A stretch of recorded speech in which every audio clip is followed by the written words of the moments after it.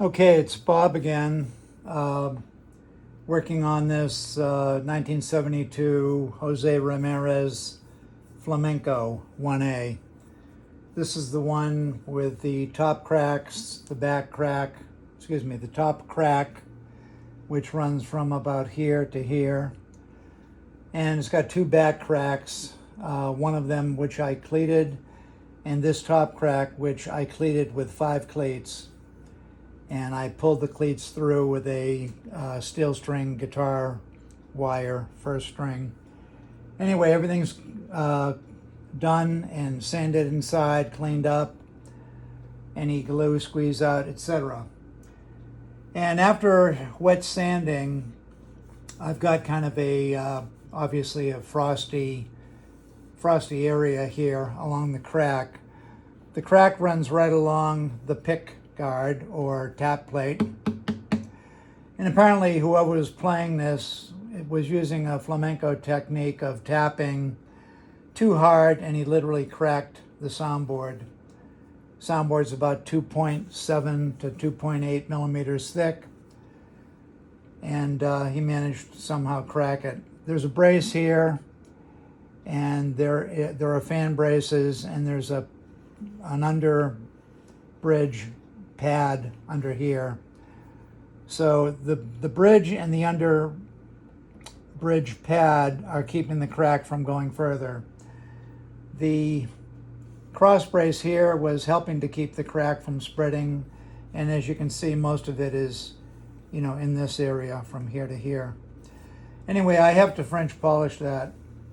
And I also filled a bunch of dings here that were really deep. I filled a very deep, almost like a fingernail mark, but it was like 1.5 inches long, quite deep into the cedar top. Another ding over here, another straight line, like a fingernail mark. And some dings in here and some dings up here. I only filled the real deep ones because this is above and beyond the Call of Duty. Anyway, I wanted to show a technique that I personally, I don't know if I developed it, but it's at least unique to me. I didn't see anybody do it. And before I go any further, let me just show you these.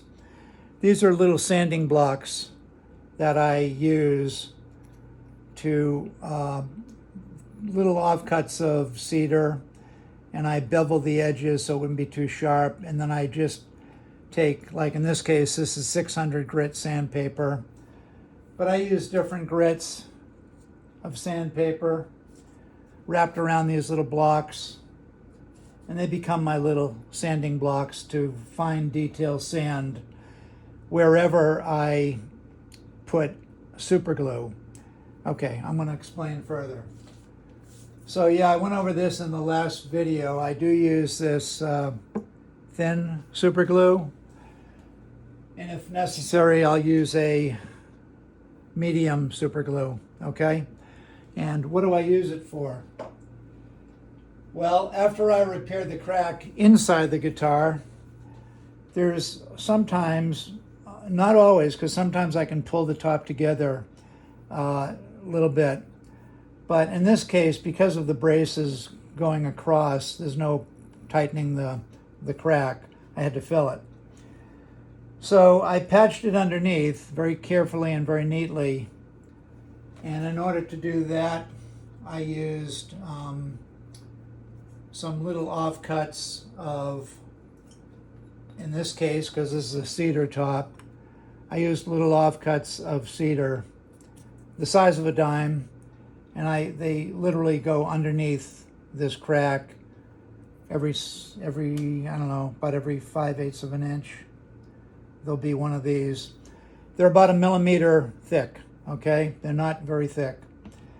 And I glue them in cross grain, and I have a way of doing that. Like I say, I drill a hole in the top, put a little wire string through there, and tie it, drill a hole in the disc, and put the string through and tie it, and then when I pull, this is brought up underneath to the exact position where I want. You can see I cut them out of this cedar that I planed down Here's one that's not cut, another one that's not cut, okay? So that's inside, and that's all done, all glued in place, and nice and cleaned up and everything else. So the step after that is to fill the remaining crack, and I did that with super glue, fine, and I did it several times because it wicks into the crack, and most of it stops where the cleats are. In other words, the cleat is already there to hold the glue from going through the crack. And when you do it a few times, it just all fills up, and you wet sand it with those little blocks and mineral oil, or any kind of cooking oil, olive oil. And so now I'm at a point where I've got everything level, and now I'm going to, I have a couple of choices. One, I can use rubbing compounds. I can use pumice and oil, paraffin oil, and I can polish this up and then go to rubbing compounds. And if it were a lacquer guitar, I could do that quite easily. But because this is a thin finish, being French polish, I'm going to French polish the top, okay? I've already polished the back. I'm going to do some more sessions to the back. Before this morning, I've worked on the fingerboard, which I made a video of. If you see a couple of little dots here on the fingerboard, this is a lesser quality ebony, and there were a couple of little goofy things, little knotty type things like knots. So I filled those with super glue. I'll scrape those down, sand them, and then steel wool. You won't see them, but it'll fill the little holes.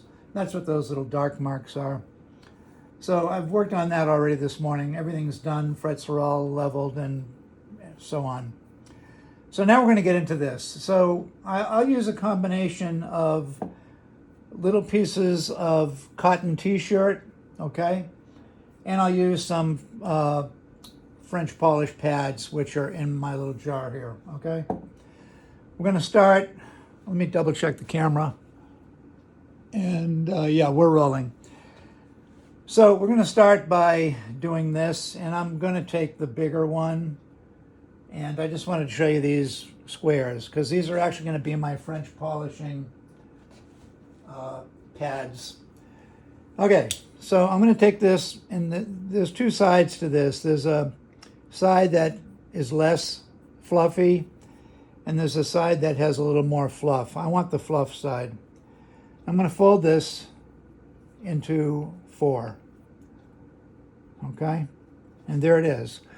And that's going to leave me a little tip right here.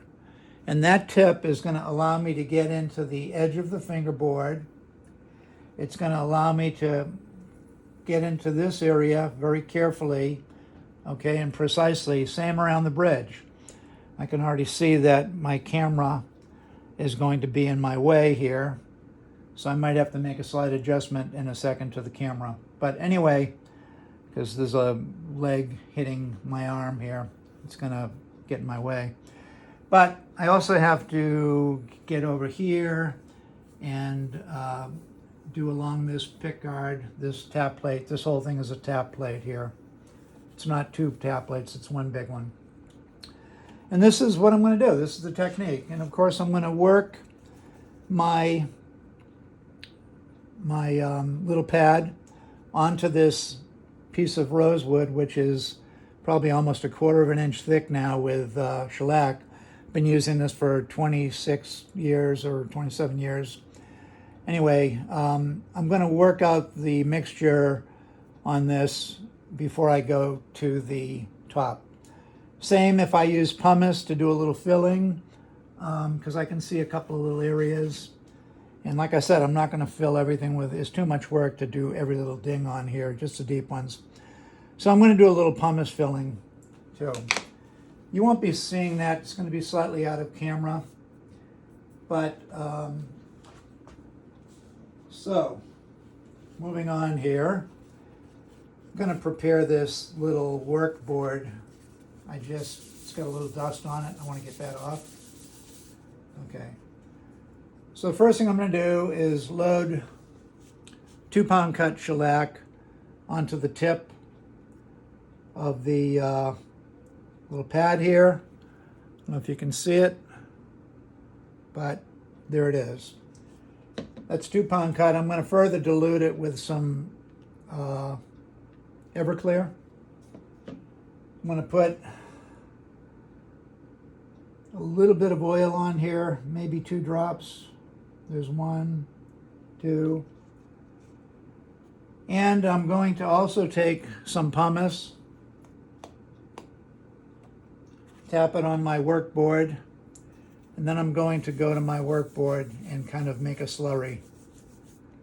Now I'm going to take that slurry and start working it into this crack area that I filled with super glue. And already it's looking much better. I'm going to bring it side of the fingerboard. This is really done by feel. You got to be careful. But right now I'm just getting a feel for this pad. And later on I can, with a little bit of alcohol, I can clean up the edge of the the pick guard. You can see the pad with the pumice in it. It's turning kind of a darker color. I'm going to put a little more shellac. I don't usually do this over the guitar. I usually do it off to the side. This is just for demonstration. A little bit of oil. Some pumice on my working board. Okay, and a little bit more alcohol. I can feel I need a little more alcohol. Okay, and I'm going to go directly to this area, which is an area that I wet sanded.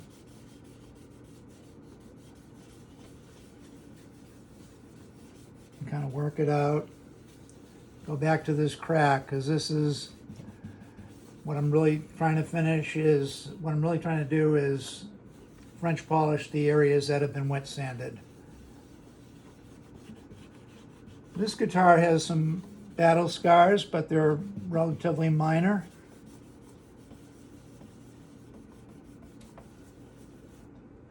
And a little more shellac,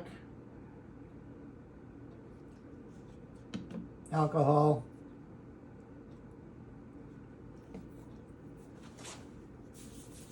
and back to the pad. I'm not putting any oil on this time.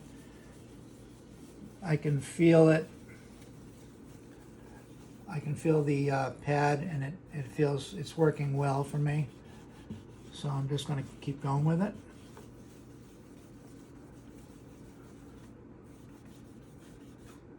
But you see how this little square allows me to get right in up against the fingerboard, whereas a normal pad would not. So when you're working on something as delicate and relatively small and quirky as a guitar soundboard, back, sides, whatever, you need to have if you're doing detail polishing, you need to have a small pad where you can get into corners. All right, now at this point, I'm going to flip this over because that is getting a little bit clogged. I'm going to load the other side. Some alcohol, some shellac, some alcohol, drop of oil.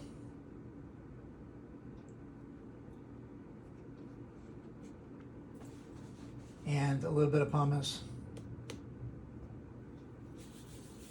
Nice slurry. Now I'm going to come up to the top here. And I'm going to get up against the fingerboard. And I'm also working this area that I wet sanded. That's the main reason I'm up here. Had some deep dings in the top up here.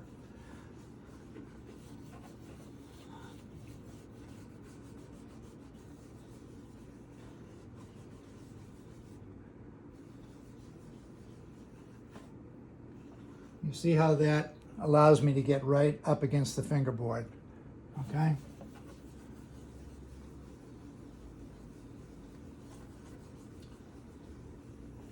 And the pad is not super wet. It's not dry, but it's just enough to help this guitar.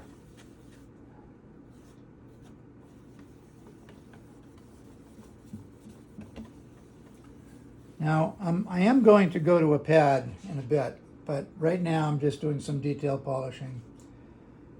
I'm going to load the pad up again with some shellac, alcohol, drop of oil,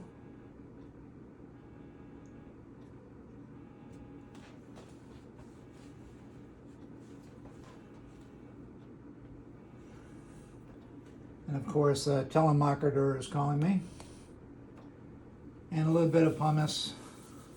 And now we're going to go back to the guitar. I want to get down here. I'm going to try not to bump the tripod.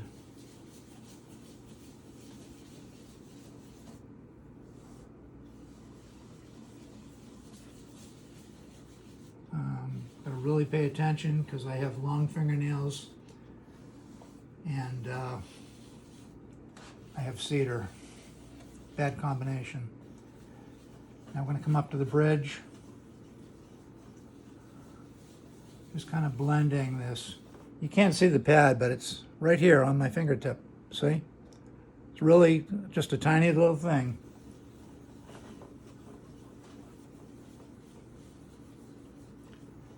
I've never seen any other guitar maker do this. I've watched quite a few videos on French polishing. Some people make they call it a mouse. They make a pad that looks like a mouse's nose, you know, and his head. And they kind of work it in to the little tight areas.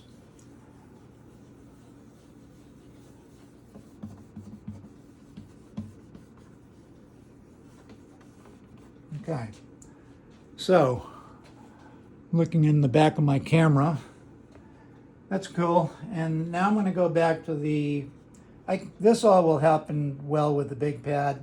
This will all really come out nice with the big pad.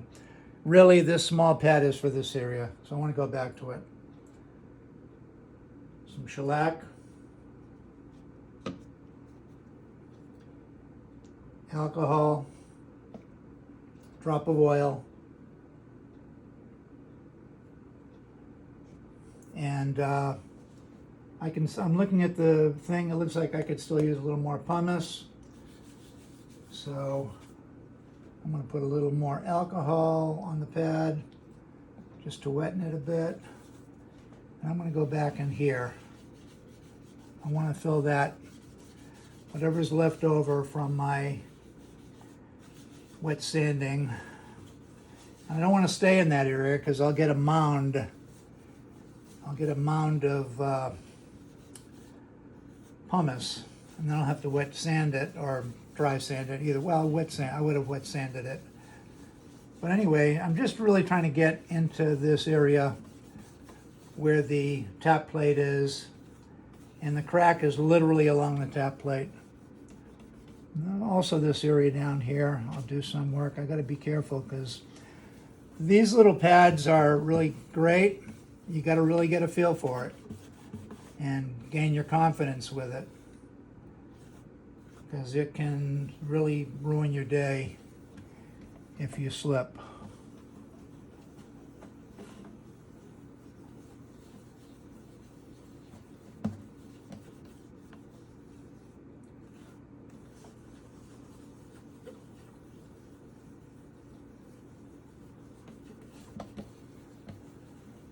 Okay, so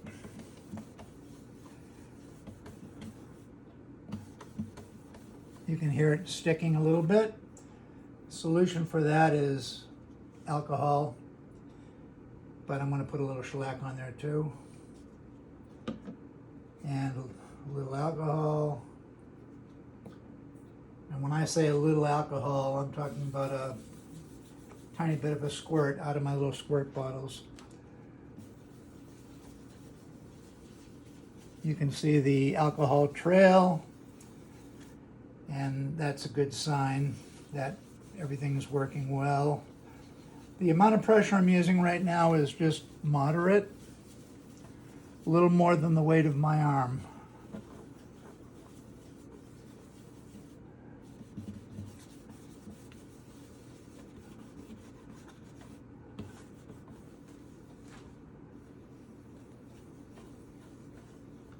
Along the fingerboard, along the tap plate.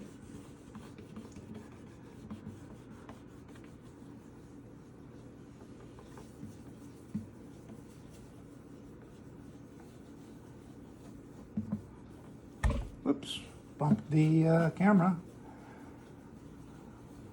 Let me check it. Still looks fine. All right, so that's a good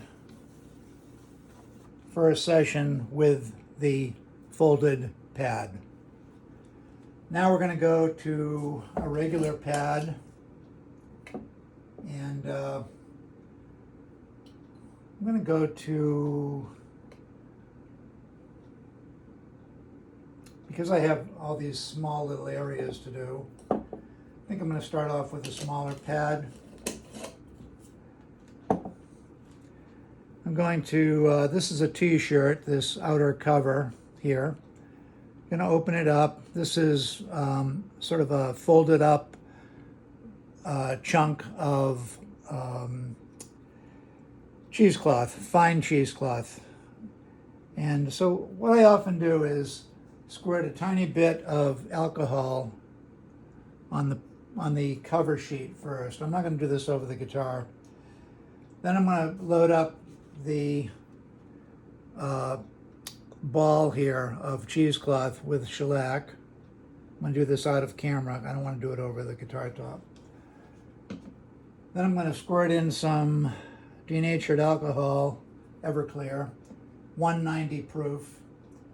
I think in my other video I said 90 proof. I meant 190. And then I'm going to get the pad comfortable in my hand. It's really important that it feels right. I'm going to make sure that this fingernail doesn't get in the way. I want to hide it back in here. So there's no way. Everything is kind of pulled in so I don't scratch, okay? So I've got the pad loaded. I'm going to check it on the back of my hand. It's a little too dry for me, so I want to put a little shellac on the outside. And I'm not going to put a ton of shellac on this guitar. I'm just doing a very light refinish, okay? A little bit of pumice. Pumice acts as a polisher. It not only fills, but it polishes.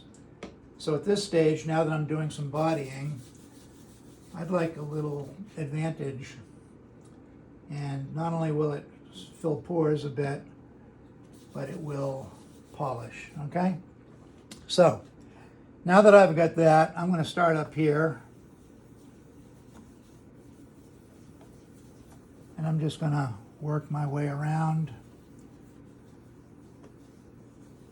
I'm not worried about getting this on the tap plate.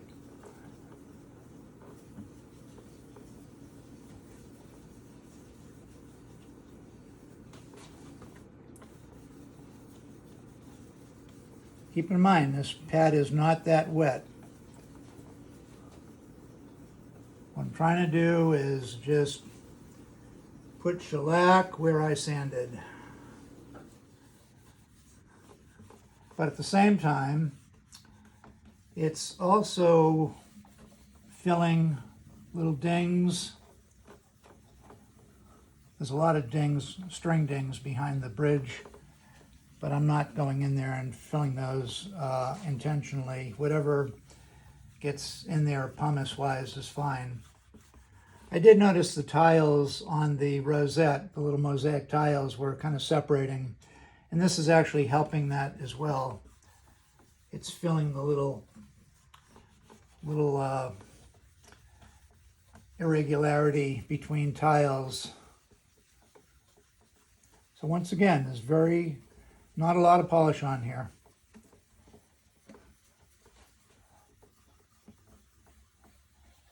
It would be a lot different if I didn't have a tap plate on here. I would be doing more French polishing, of course, in this area. But this is why I chose the small pad, so that I could get into these areas. I don't want the pad to be wet because I don't want to get any swirl marks from my pad. And by keeping it, working around tripod legs here, and I'm also going to go against the grain, not just with it. I'm using circles. I'm quite limited as to what I can do here. I've got a tripod in the way, and I've got a tap plate in the way. But it's starting to look pretty nice. I don't know what it looks like from the camera angle. You know, it's not like a mirror gloss, but it's definitely looking like a, you know, a refurbished top.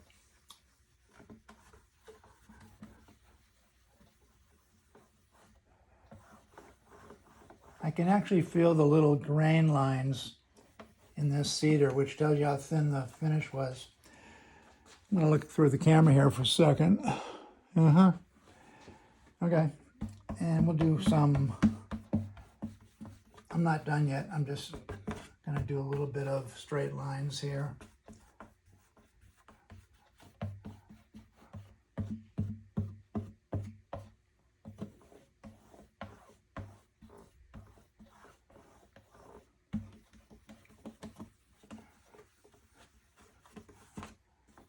The last thing I'll do to this guitar is install the tuning pegs, the new tuning pegs. And Silvio has chosen the Wittner from Germany. I tried to talk him out of it because I wanted to put in the Peghead brand first and let him try those. It's a smaller hole, so if he didn't like them, then we could always go to the Wittner with a larger hole. Larger reamed hole, but I lost, and so I do what I'm told. I'm a servant.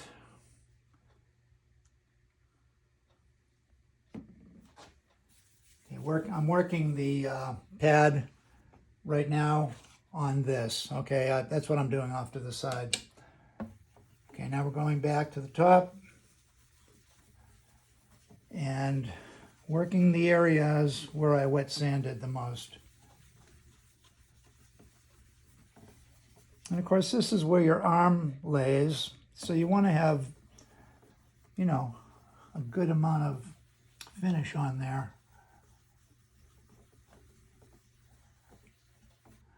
I'm trying to hold the guitar in the same place so it doesn't move out of frame.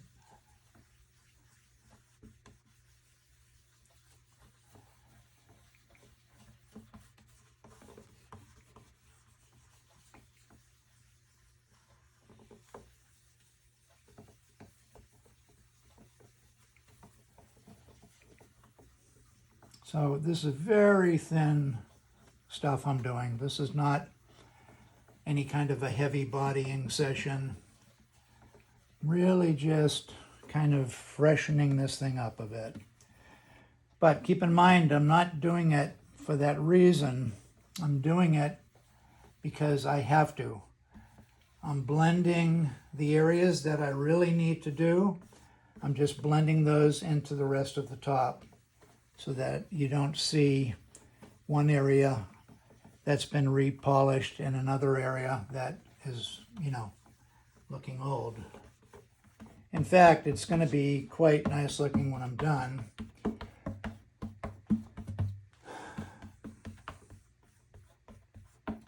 This is quite a dry pad right now. It's really not wet at all. I can still smell alcohol, so it's definitely wet enough, but it's certainly not wet by the definition of wet. It's just damp right now, but the pad's working nicely.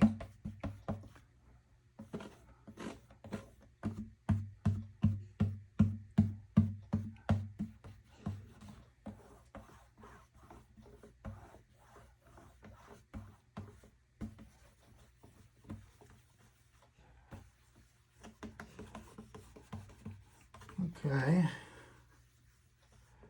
I think this is enough for this session. And what I like to do at the end of a session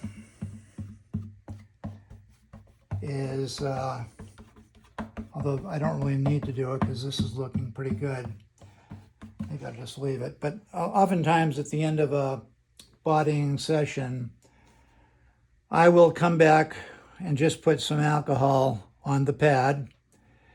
And they call this spiriting off, essentially flattening the finish a bit and removing oil, okay?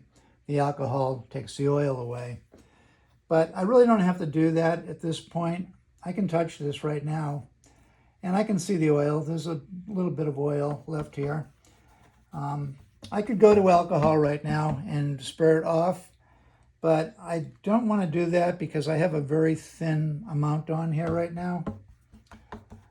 If it were like a new guitar, yeah, I would definitely do that after this session. I do it almost after every session.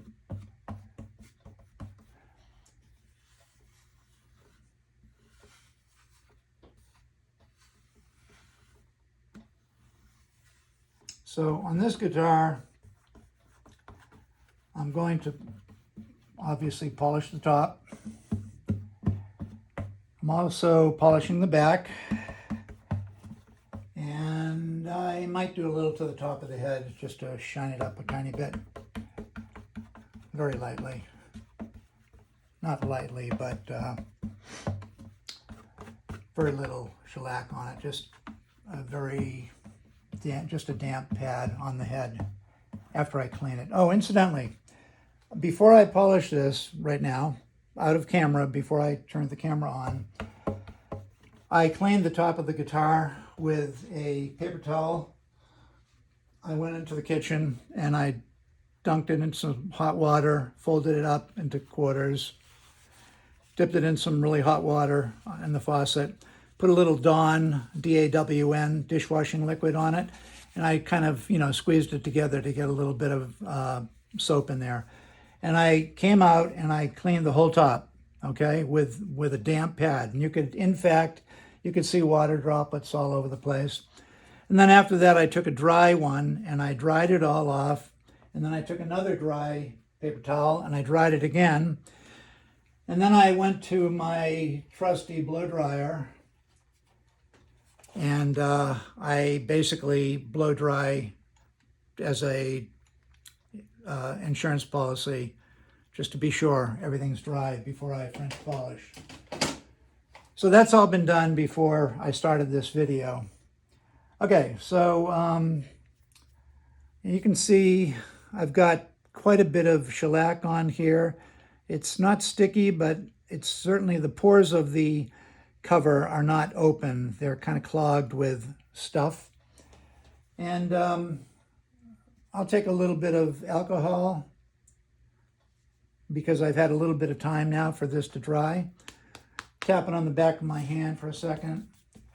And I'm just gonna spirit off a little bit here.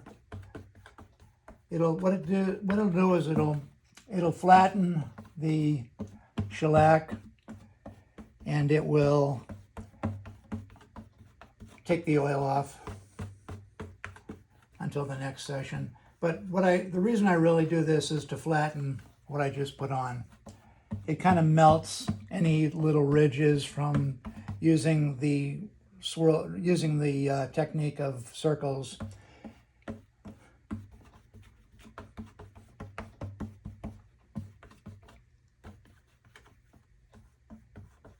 And I'm just finishing up. This is going to be the end of the session.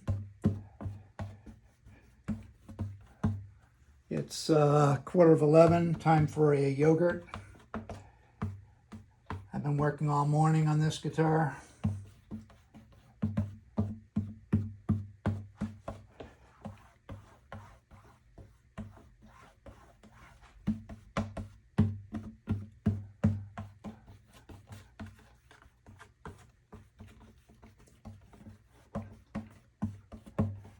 And that's fine, okay? So here's the pad I've been using. It's a relatively small pad, maybe 1 inch to 1.25 inches in diameter. I'll put it back in the jar. I usually spray a little denatured alcohol, a little Everclear on it. And that finishes this session. But what I really wanted to show you is how I use the folded pad. And I do this on the neck too. The neck and the heel, when I'm polishing the heel up against the guitar, the body. I use it on the head. I use it up on top of the head where the crest is. Anytime I have to get in an area, if I have to get in here to the valley, I'll go in, and this has alcohol on it right now. This has shellac. You know, I can go in and polish if there's something I want to polish on the bridge, you know, freshen it up a little bit. It's great for getting into tight spots, okay? And all it is a 3.5, 4-inch square of t-shirt, old t-shirt, or new t-shirt, doesn't really matter. I like the old because a lot of the fuzz is out of it. And yeah, and then it's a technique, the tip of my finger, and just holding, just kind of pinching it like that. And then this is the technique. Different strokes, circles, reverse circles, figure eights, whatever you like. It's really a feel, but you don't want it to be super wet unless you're filling. And I did fill in here, and I filled alongside here, which is much better. And as I've been working the pad, I've been filling little nooks and crannies a little bit.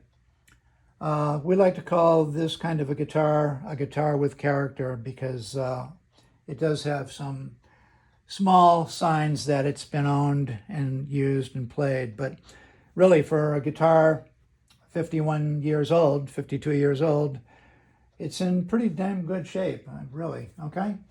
Bob Desmond signing out. It's the day after Super Bowl, Monday, the 12th of February, 2024.